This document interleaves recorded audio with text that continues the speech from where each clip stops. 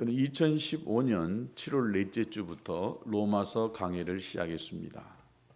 오늘까지 딱 10개월 동안 로마서를 주일날 강해를 했습니다. 지나고 보니까 이 로마서를 강의하면서 설교하는 저는 무척 은혜 받았습니다.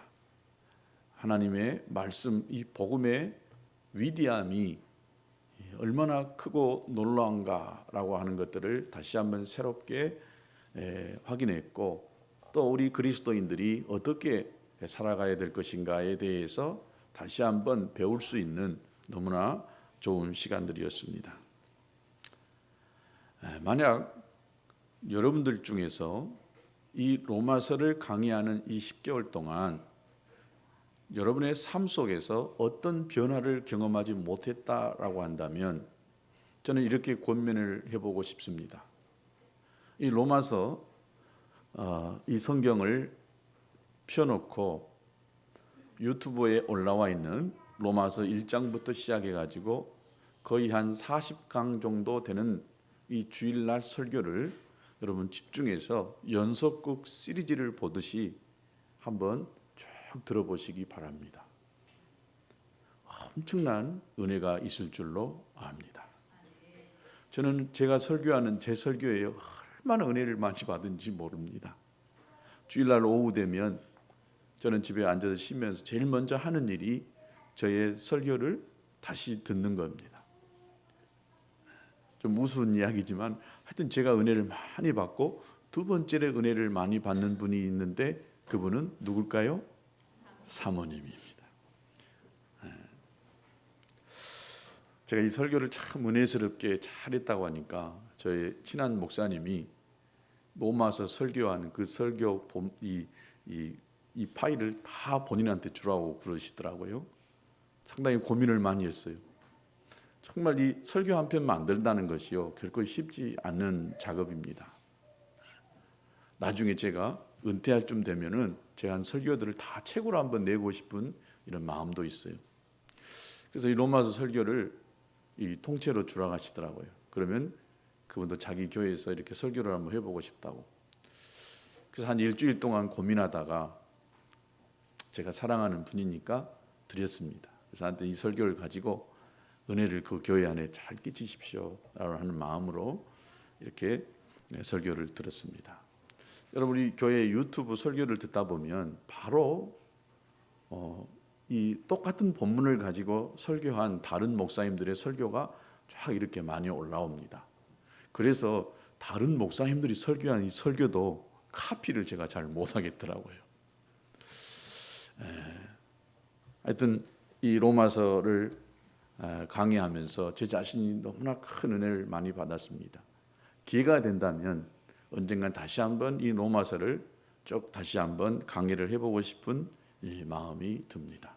왜냐하면 말씀을 더 알아가고 목회를 해갈수록 그 말씀이 보여지는 그 깊이가 넓이가 달라지기 때문에 또 지나고 보니까 이러한 것들이 발견되어지고 참 놀라운 하나님의 말씀을 알게 되어지는 경험을 많이 합니다. 하여튼 여러분 안에 이 로마서 이 말씀은 너무나 중요한 말씀입니다. 처음에 서두에 이야기했듯이 성경의 아주 보화 중에 보화가 바로 로마서입니다. 이 로마서가 우리 인생을 바꾸는, 우리의 삶을 바꾸는 그런 능력의 말씀인 줄로 믿습니다. 오늘 로마서 이 마지막 16장은 로마에 있는 성도들에게 인사하는 내용입니다. 이 본문에서는 제가 찾아볼 때는 28명의 이름이 나오는데 어떤 목사님은 26명이라고 하더라고요. 그래서 이름을 제가 아주 여러 번 씌웠어요. 저는 분명히 28명이라는 생각을 들었습니다. 이 28명의 이름이 거론되고 또 그들에게 문안 인사를 하고 있는 것을 봅니다. 그런데 여기 바울이 언급한 사람들 대부분의 이름들은 우리가 발음하기 참 어려운 사람이고 또 우리가 잘 알 수 없는 생소한 이름들인 것을 볼 수가 있습니다. 그런데 이 바울이 로마의 성도들에게 인사하는 이름을 들어가면서 그들에게 문안하라고 하는 이 내용이지만 이 안에 굉장한 은혜가 있는 말씀입니다. 또 바울이 전한 이 문안의 인사의 내용을 통해서 로마의 교회가 어떤 교회였는가 하는 것들을 알 수가 있고, 또 그러므로 인하여서 교회에 대한 중요한 교훈을 이 본문의 말씀이 가르쳐주고 있다라고 믿습니다. 사도 바울의 인사에 나오는 사람들을 보면은 로마 교회가 다양한 사람들로 구성되어졌다라고 이렇게 볼 수가 있습니다. 첫 번째는 인종이 다릅니다. 거기에는 흑인종, 황인종, 아마 백인종 이렇게 다양한 인종들이 있었을 것입니다. 또 성별 면에서도 참 다양한 구성원들을 가지고 있었던 것을 봅니다. 유대인이 많았고, 또 유대인만 있었던 것이 아니라 이방인들도 있었고, 노예들도 있었고, 귀족들도 있었습니다. 그 중에 10절에 보니까 아리스토블로라고 하는 이 사람이 나오는데, 많은 학자들이 이 사람은 헤롯 대왕의 손자일 것이다 라고 하는 이런 추측들이 많이 있습니다. 또 11절에 헤로디온이라고 하는 이름이 나오는데, 이 사람도 헤롯 대왕의 가문과 관련이 있는 사람일 것이다 라고 이렇게 이야기합니다. 그러니까 이 로마의 교회가 어느 정도 이 규모였는지는 알 수 없지만은 참 다양한 사람들이 모여서 교회를 이루고 있었다라고 이렇게 볼 수가 있습니다. 바로 이것이 교회라고 생각이 되어집니다. 교회는 다양한 계층의 다양한 모습을 가진 사람들이 다양한 모습을 가지고 함께 어우러져 가는 곳이 바로 교회라고 믿습니다. 그래서 참 하나 되기 어려운 것이 바로 교회입니다. 우리가 학교나 어떤 친목회나 또 어떤 공동체는 다 특성별로 모입니다. 같은 또래라든지 또 같은 나이를 가지고 같은 취미를 가지고. 그런데 이 교회는요 다 달라요.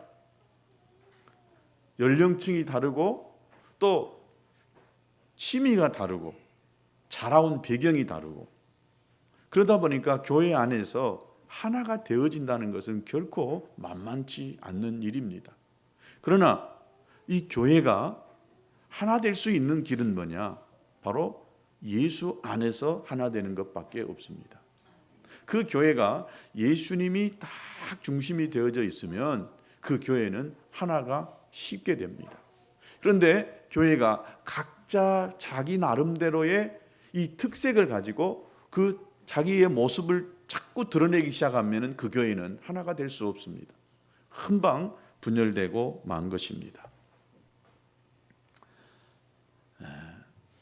사람은 한평생을 살아가면서 참 많은 사람들을 만나게 됩니다. 이런 사람을 만나고 또 헤어지고 또 이렇게 이런 사람들 또 만나고 또 헤어지고, 그러는 가운데 참 잊을 수 없는 사람들이 우리 가운데에 있을 줄로 압니다. 바울도 한평생 복음을 위해서, 열방에게 복음을 전하는 그 일을 위해서 바울이 살았습니다. 그 많은 수많은 나날들 속에서 잊을 수 없는 수많은 사람들이 있었어요. 그래서 이 바울은 이 로마서 마지막 장에서 수많은 사람들의 이름을 막 거론하면서 그들에게 문안하라, 그들에게 문안하라, 그들에게 문안하라 이렇게 이야기하고 있습니다. 또 마지막에는 어떻게 이야기하고 있냐면은 나와 함께 있는 이들이 당신들에게 문안을 한다라고 이렇게 이야기합니다. 이렇게 하면서 16장을 마무리하고 있는 것을 봅니다. 아마 우리 인생들 가운데에서도 또 우리가 인생을 살아오면서도 많은 사람들을 이렇게 만나면서 헤어집니다. 그런데 이 세상을 살아갈 때에 꼭 그 사람이 지금 살아 있을 수도 있고 또 세상을 떠날 수도 있고, 또 나와 함께 매일같이 자주 만나는 사람들이 있고, 멀리 떨어져 가지고 1년에 뭐 한두 번 정도 아니면 몇 년에 한 번 정도 이렇게 만나는 사람이 있을 걸로 생각이 되어집니다. 오늘 본문에 나와 있는 이 28명, 또 16장 전체를 따지면은 35명의 사람들이 소개되어져 있는데 그 중에서 24명이 로마에 거주하고 있는 사람이었습니다. 그러니까 이 편지를 받는 사람들과 관련이 되어져 있었습니다. 그리고 9명은 고린도 교회와 관련된 사람들이었다라고 하는 것을 알 수가 있습니다. 그러니까 바울에게는 많은 사람들에게 사랑을 주면서 자기가 알았던 확신하고 있었던 이 복음을 전해서 그들을 예수님 영접하게 하고 그들의 인생을 바꾸게 하는 이런 사람들이 참 많이 있었어요. 그래서 바울이 가는 곳곳마다 교회가 세워졌습니다. 이런 일을 할 때에 바울을 통해서 많은 은혜를 받은 사람이 있는가 하면은 또한 바울이 이 복음을 전파하는 이 일을 위해서 참 열심히 뒤에서 물신양면으로 후원해주고 바울을 위해서 기도해주는 이런 사람들이 있었던 것을 알 수가 있습니다. 그러니까 사도 바울은 사랑의 빚을 진 사람이었다. 나는 복음의 빚을 진 자다라고 이렇게 자기 자신을 표현하기도 했습니다. 아마 저와 여러분도 인생을 살아오면서 나에게 가장 많은 이 영적인 영향력을 주는 사람이 있었는가 하면은 또 우리가 인생을 살아가면서 많은 도움을 받았고 또 이렇게 도움을 주었던 이런 사람들이 있을 것입니다. 그래서 우리가 기회만 되면 나를 도와주고 또 나에게 관심을 가졌던 그런 사람들에게 잘 섬기고 싶고 조금이나마 또 작은 것으로 보답하고픈 이런 마음의 소원이 있을 걸로 생각이 되어집니다. 저에게도 지금까지 내가 이 목회를 해오면서 나를 성장시키고 또 이 목회를 해가는 이 과정 속에 잊을 수 없는 참 여러분들이 이렇게 있어요. 그 중에 몇몇 분을 이야기한다면 경기도 용인에 있는 능원교회라고 하는 이응선 목사님이라는 분이 계십니다. 제가 교회를 처음 개척했을 때 참 쉽지 않은 일들을 이렇게 시작을 했습니다. 제가 다른 은혜교회를 개척을 하고 나의 모든 이 에너지를 거기에 다 쏟아냈어요. 처음 이제 개척을 하려고 마음을 먹고 할 때 이 마음과 사랑, 애정 이 모든 걸 다 이렇게 쏟아냈지만 그러나 불가피하게 또 다른 개척을 할 수밖에 없는 상황이 되어져 가지고 참 암담했습니다. 또 다른 사람에게 후원을 달라고 요청할 수도 없었고 참 힘든 이런 상황 속에 있는데 그 목사님이 이 전화가 왔어요. 그것도 아마 전화를 여러 번 했는데 제가 전화를 못 받았나 봐요. 어렵게 해서 통화가 됐는데 목사님이 다시 이렇게 교회를 개척한다는 말을 듣고 저희가 후원을 하렵니다. 저는 그 목사님을 잘 몰라요. 그런데 그 목사님이 누구에게 소개를 받고 저에게 이렇게 후원을 해주겠다라고 이렇게 이야기를 하더라고요. 그리고 매년 연말이 되면 이렇게 보고서를 쓰고 이렇게 그런 과정 속에서 보통 3년 정도밖에 후원을 하지 않습니다. 어느 교회 이렇게 개척을 해가지고 교회에서 후원하기 시작하면 거의 대부분 3년이면 딱 끝나요. 그러니까 진짜 어려운 사람들은 개척교회 목사님들입니다. 3년 안에 이 자립을 하지 못하면은 그때부터 이 목사님들이 참 힘든 고난의 길을 갑니다. 선교사님들이야 계속 후원을 받아야 된다는 생각을 하니까 도와줍니다. 그런데 개척해가지고 3년이 지나가지고 이 자립한다는 것이 여간 쉽지 않습니다. 그런데 3년이 지났는데 이분이 계속해서 도와주겠다라고 이렇게 이야기합니다.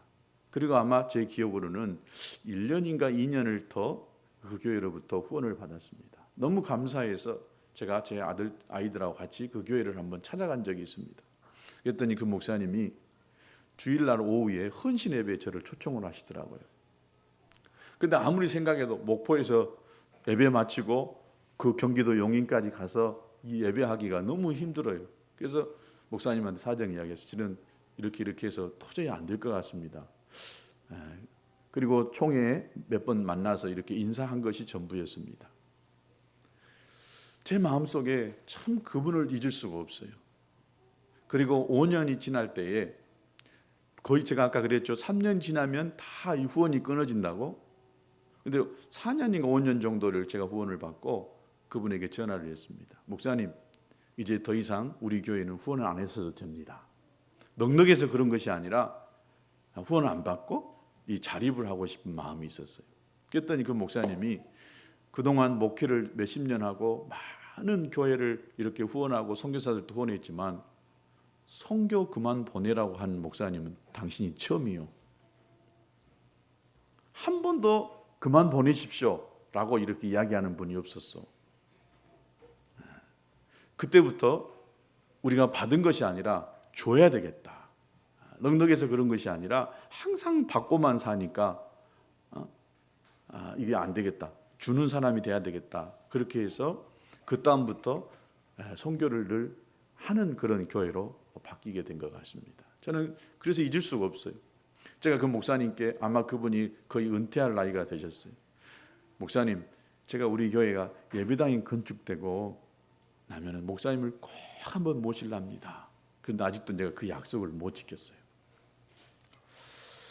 이렇게 저에게 개인적으로 오늘 이 시간까지 오도록 잊을 수 없는 그런 몇몇 분들이 참 많이 있습니다.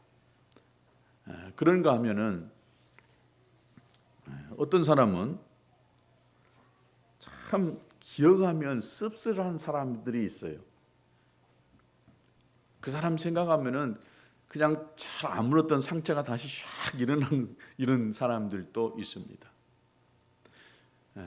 이 바울에게도 이렇게 많은 사람들이 기억될 만한 사람들이 있었어요. 그 중에는 바울의 사역을 위해서 나중에 나오겠지만은 자기 목이라도 내놓는 이런 부부들이 있었고 그 사도 바울을 위해서 전적으로 헌신해 주었던 이런 사람들이 있습니다. 그래서 바울이 아마 그들을 잊지 않고 이 로마서 마지막 장에 그들의 이름을 들어가면서 그들에게 문안하고 있는 이 모습을 볼 수가 있습니다. 또 바울을 향해서 정말 상처를 주고 고통 주었던 이런 사람들도 있습니다. 그 상처, 그가 했던 행동, 말 한마디 이런 것들 때문에 막 속에 쓴물이 넘어가고 또 정말 말할 수 없는 분노가 막 솟아오르는 이런 사람들이 있습니다. 몸소리 칠 정도로 아픈 기억들이 떠오르지만 어떤 사람을 생각하면 하루 종일 생각해도 마음이 기쁘고 막 이 즐거운 그런 사람들이 있습니다. 바울에게 있어서 이런 수많은 사람들이 있었지만은 디모데후서 4장 9절에 보면 인간적인 그 심정을 토로한 내용이 나옵니다. 너는 어서 속히 내게로 오라. 바울이 가장 최후에 썼던 성경이 바로 디모데후서인데 그러면서 데마는 이 세상을 사랑하여 나를 버리고 데살로니가로 갔다라고 했습니다. 데마라고 하는 이 사람이 세상을 사랑하다 보니까 바울을 버리고 이 데살로니가로 갔다는 것입니다. 또 그리스고도 갈라디아로 가버렸고 디도라고 하는 사람도 달마디아로라고 하는 걸 갔고 누가만 나와 함께 있느니라 그랬어요. 그러면서 네가 올 때에 마가를 데리고 오라. 저가 나의 일에 유익하니라 그랬습니다. 여기서 마가가 지금 나에게 유익하니까 마가를 데리고 오라라고 이렇게 적혀져 있지만 가가를 생각해 보면은 이 마가 때문에요. 바울이 그렇게 이렇게 떼어놓을 수 없었던 동역자인 바나바하고 이 마가 이 문제로 다투어 가지고 갈라서는 이런 일이 발생했습니다. 그러나 후에 이 마가가 다시 바울의 동역자가 되어져서 이 선교에 함께 했던 것을 볼 수가 있습니다. 바울의 인생에는 떠나간 사람도 있었고 바울 곁에 머무른 사람도 있었습니다. 그러니까 바울의 인생에 해악을 끼쳤던 사람도 있었고 바울의 인생에 유익을 주었던 사람들도 있습니다. 만약 나에게 해악을 끼치고 떠나간 사람들을 생각하면서 마음의 분노를 계속해서 가지고 있다라고 한다면 그 사람은 그 분노 때문에 속이 문드러집니다. 여러분 속이 문드러지기 시작하면은 이것이요 스트레스 또 이것이 분노가 쌓이고 이것이 몸으로 막 표현됩니다. 그래서 몸이 참 힘들고 어렵게 되어지는 경우가 있습니다. 우리는 상처 받은 것만 생각합니다. 그렇죠. 누가 나에게 상처를 주었다 이것만 생각해요. 그런데 실은요 나도 모르는 사이에 다른 사람에게 얼마나 많은 상처를 주는지 모릅니다. 내가 상처받았던 것처럼 나도 어쩌면 다른 사람에게 말로 할 수 없는 이런 상처를 주고 있는지 모릅니다. 그래서 우리는 하나님 앞에 항상 자기 자신이 부족한 존재이다라고 하는 것들을 깨닫고 내가 상처를 줄 수도 있고 상처를 받을 수도 있는 존재라는 것을 기억하면서 항상 하나님 앞에서 사는 저와 여러분이 되어야 될 줄로 믿습니다. 제가 얼마 전에 몇 주 전에 누구를 통해서 어떤 이야기를 듣다 보니까 제 마음이 억장이 막 무너지는 거예요. 뒤통수를 한 대 탁 맞은 것 같고 너무 막 속이 상해요. 그 말을 생각하고 그 일을 생각하니까 막 속에서요 막 멋이 올라와요. 그리고 막 머리도 아파버리고 막 분노도 차오르는 거예요. 어떻게 그럴 수가 있지? 꼭 뒤통수 맞으면서 뒤통수 맞는 기분이었어요. 어떻게 말로 표현할 수 없도록 너무나 막 속이 상하는 마음이었어요. 그래서 이러다 내가 병 나겠다. 하나님께 아뢰기 시작했습니다. 하나님께 고했습니다. 하나님, 어떻게 그 사람이 나한테 그럴 수가 있습니까? 하나님께 아뢰기 시작했어요. 그리고 나니까 나도 몰라도 너무 모르는 사이에 다른 사람에게 상처를 줄 수 있었다라고 하는 생각이 딱 떠오르는 거예요. 그러면서 그래, 그들이 몰라서 그러겠지 라고 하는 이런 생각을 가지면서 불쌍히 여기는 마음을 갖고 그러다 보니까 축복의 기도가 나오더라고요. 그러니까 계속 내가 속상한 것만 가지고 있다 보면 결국은 나만 손해요. 그 사람은 전혀 나에게 상처를 줬다 이렇게 생각을 하지 않는데 나만 그 말을 듣고 속상하면 결국은 손해는 누가 봐요? 내가 보는 거거든. 그래서 어떤 이런 이 상처되고 속상한 일이 있다 한다면 그 문제를 가지고 하나님께 나아가야 됩니다. 그리고 하나님께 아뢰면서 하나님 나 너무 속이 상해요. 나는 하나님 그 사람 상대하기 싫어요. 이러다 보면 하나님께서 이 정리를 해 주셔요. 그리고 내 마음 가운데에 그 모든 것들로부터 자유할 수 있는 마음을 주시는 줄로 믿습니다. 어느 유명한 목사님이 이런 이야기를 했어요. 교회 교인들 가운데에는 두 종류의 교인들이 있답니다. 이게 여러분들도 분명히 두 종류 중에 한 사람이에요. 첫 번째 사람, 목사를 위해서 열심히 기도해 주는 사람이 있는가 하면 이게 첫 번째 사람이요.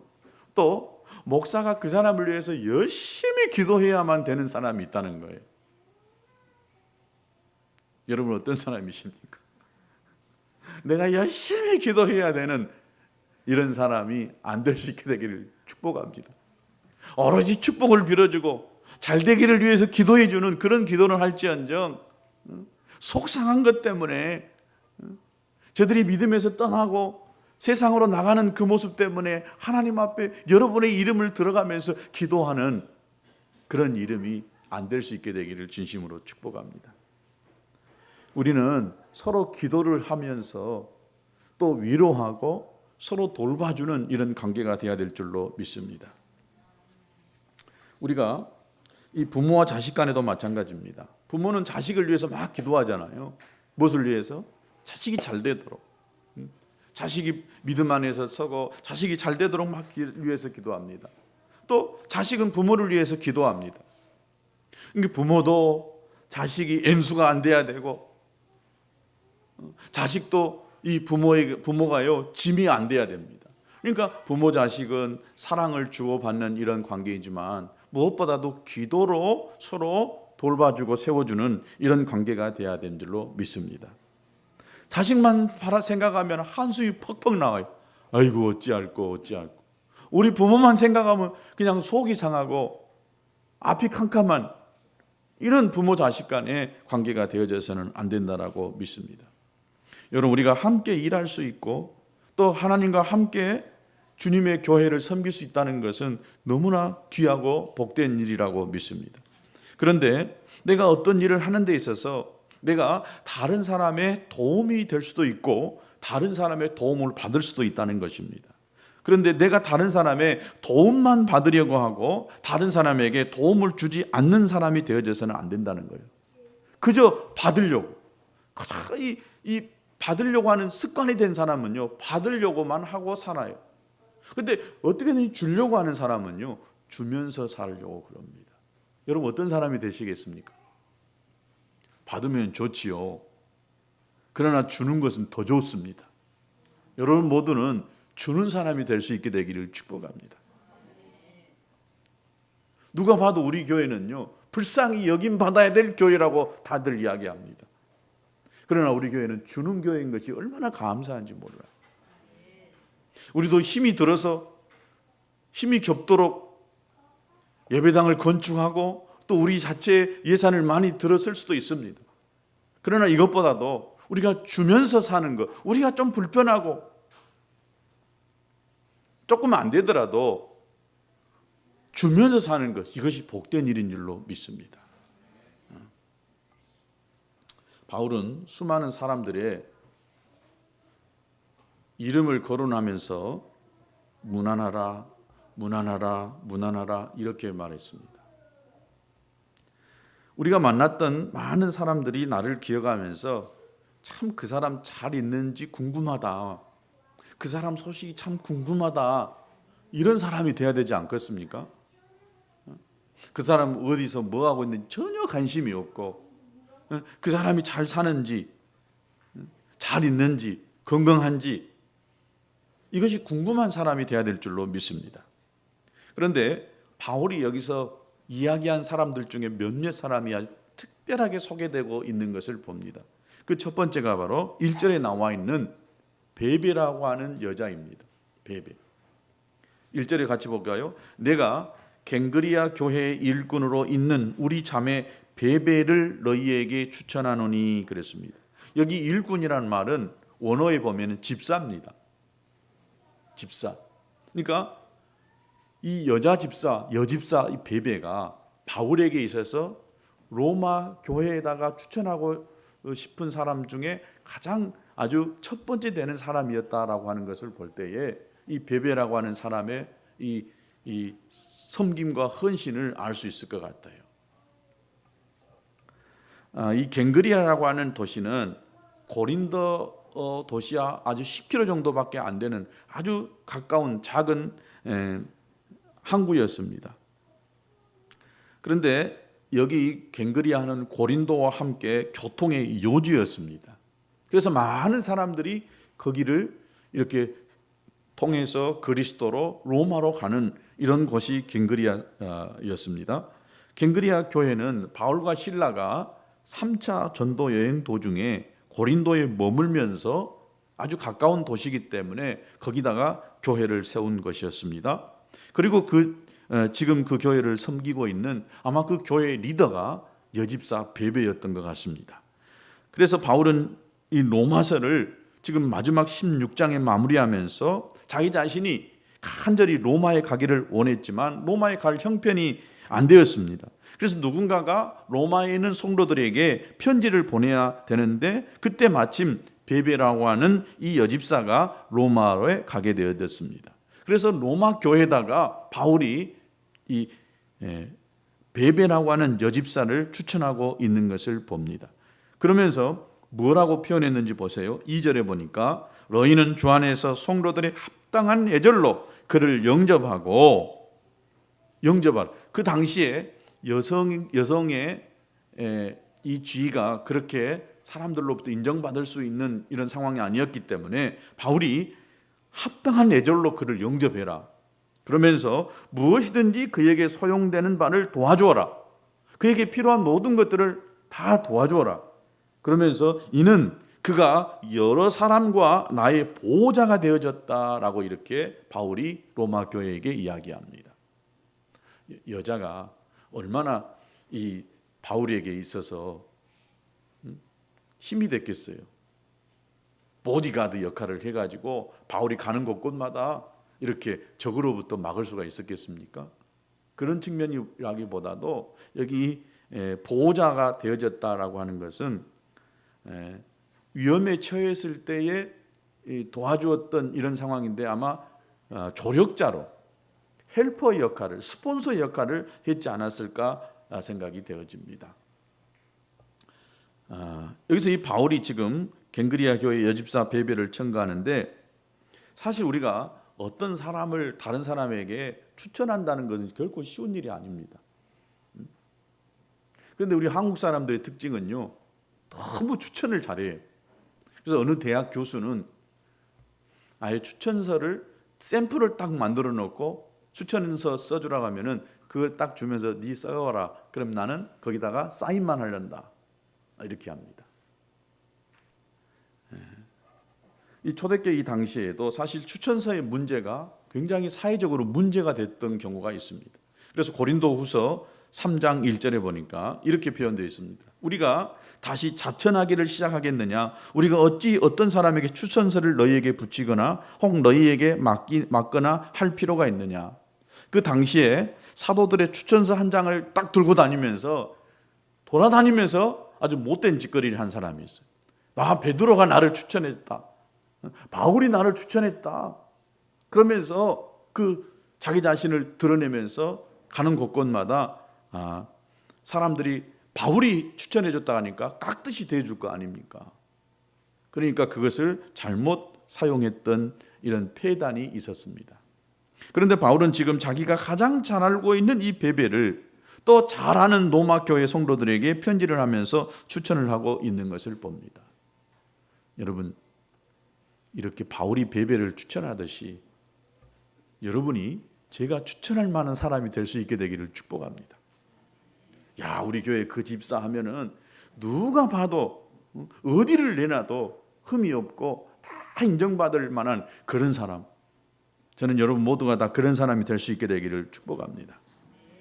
그래서 이 바울은요, 베베를 믿고 로마 교회에다가 이 편지를 붙이기로 했고 또 로마 교회에다가 이 사람을 추천했던 것을 볼 수가 있습니다. 이 신앙생활을 하면서 첫 번째는 우리가 하나님께 인정받는 것이 필요합니다. 두 번째는 누구에게 인정받아야 되겠어요? 그 교회 담임 목사에게 인정받아야 됩니다. 그 교회를 섬기고 있는 그 담임 목사에게 인정받지 못한 사람, 절대 신앙생활 잘하는 사람이라고 볼 수가 없어요. 그래서 교회에 담임 목사에 인정받고 성도들에게 인정받는 사람들이 나중에 교회의 일꾼으로 세워지잖아요. 안수 집사로 또 장로로 세워지게 되잖아요. 목사가 인정하지 못하고 성도가 인정하지 못한 사람이 나중에 그 교회의 일꾼이 되고 권사가 되고 장로가 되면은 그 교회는 반드시 어려움을 겪어요. 이 한국 교회의 문제가 되어지는 바로 그것이 이겁니다.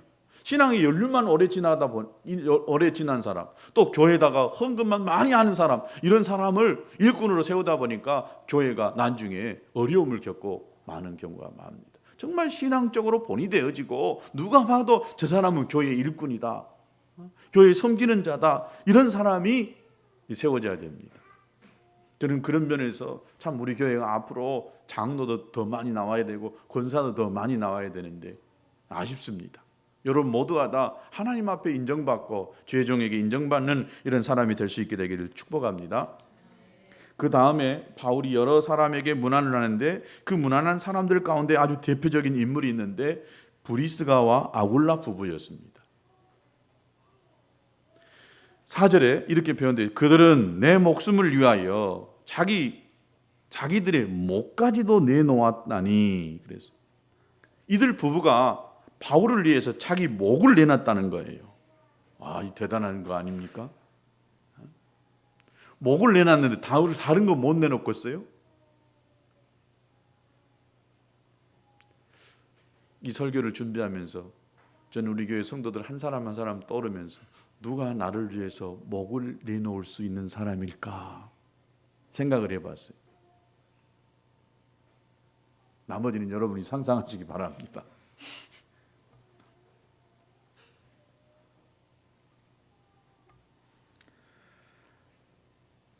또 이 브리스가 아굴라는 이 당시에 로마에 왜 이렇게 거주하게 됐는지, 이들은 원래 터키의 본도 사람이에요. 터키 본도. 그러니까 터키의 중북부 쪽에 있는 사람이었습니다.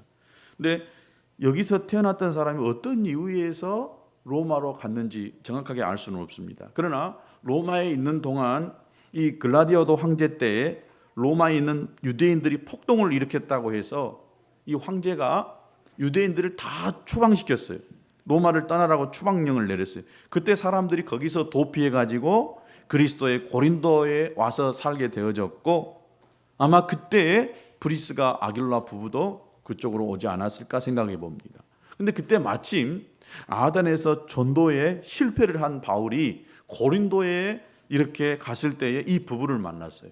고린도에서 이 부부를 만난 것입니다.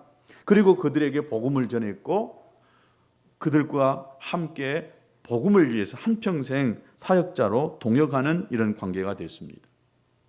다 그런 사람이 아니지만은 특별히 이 부부는 바울을 위해서 자기 목이라도 내어놓을 정도의 사람이었다라고 로마 교회에 추천할 정도였으니까 그들이 바울을 위해서 얼마나 헌신했는지 쉽게 우리가 이해할 수 있을 걸로 생각이 되어집니다. 뿐만 아니라 이들은 성경 지식이 아주 능통한 사람이었어요. 그래서 아볼로라고 하는 당대 최고의 학자가 있었는데 이 학자를 성경을 가르쳤던 사람이에요. 어느 기록에 보면 여러분 브리스가가 남편이겠어요? 아굴라가 남편이겠어요? 예. 근데 이 남편은 굉장히 천민이고 부인은 굉장히 귀족의 딸이었다라고 하는 이야기가 있습니다.